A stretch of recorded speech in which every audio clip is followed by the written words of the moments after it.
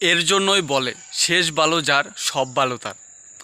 মানে আমি প্রথম দিকের চিন্তা করি যখন এই টেস্ট ম্যাচটি শুরু হয়েছিল, তখন কিন্তু সম্পূর্ণ দিক থেকে একা লিড করতেছিল অস্ট্রেলিয়া। ইন্ডিয়াকে 150 রানের ভিতর অল আউট করে দিয়ে মানে একদম প্যাকেট করে দিয়েছে, এবং সবাই কেউ বুঝতে পারেনি যে ইন্ডিয়া এইভাবে আবার অস্ট্রেলিয়ার মাটিতে হেরে যাবে। কিন্তু জাসপ্রীত বুমরার লিডে ইন্ডিয়া যেইভাবে আবার ঘুরে দাঁড়ায়, যেভাবে আবার কামব্যাক করে, এবং ম্যান অফ দ্য ম্যাচও কিন্তু জাসপ্রীত বুমরাই হয়েছে। এই এই যে টেস্ট ম্যাচটি, এখানে কিন্তু আমরা জয়সওয়ালের একটি সেঞ্চুরি এবং বিরাট কোহলির একটি সেঞ্চুরি দেখেছি।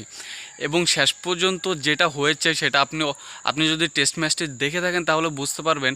যখন ট্রাভিস হেড এবং মিচেল মার্শ একটি পার্টনারশিপ করে ফেলেছিল, তখন কিন্তু তাদের দুইজনকে আউট করার জন্য কেউ পারতেছিল না, কোনো বলারাই কিন্তু তাদের দুইজনকে আউট করতে পারতেছিল না। এবং ট্রাভিস হেড কিন্তু 4-এর পর বাউন্ডারি মেরেই যাচ্ছিল। তারা বুঝতে পারছিল না যে ট্রাভিস হেডকে কীভাবে আউট করবে। ট্রাভিস হেড যদি আবার দাঁড়িয়ে যায় তাহলে না আবার কী হয়। তো এরপরে কিন্তু জাসপ্রীত বুমরা বলে আসে এবং তিনি কিন্তু এসেই ব্রেক থ্রুটি এনে দেন। এবং পরবর্তীতে কিন্তু মিচেল মার্শও বেশিক্ষণ থাকতে পারেনি, তাকেও কিন্তু নীতিশ রেড্ডি কিন্তু আউট করে দিয়েছে।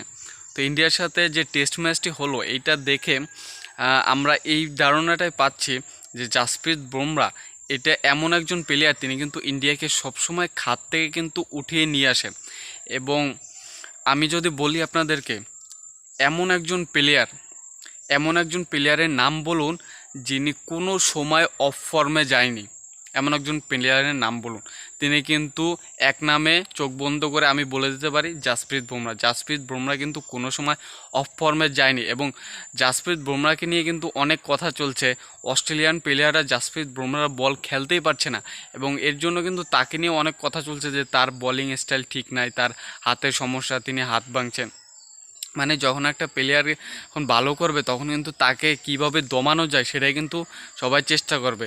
জাসপ্রীত বুমরা ভালো তো আপনার ইন্ডিয়ার প্লেয়ার, যদি অন্য কোনো দেশের প্লেয়ার হতো জাসপ্রীত বুমরা কিন্তু মাঠে টিকতে পারতো না, তাকে কিন্তু এইসব নানান অজুহাত দিয়ে কিন্তু তাকে কিন্তু মাঠ থেকে বাহির করে দেওয়া হতো।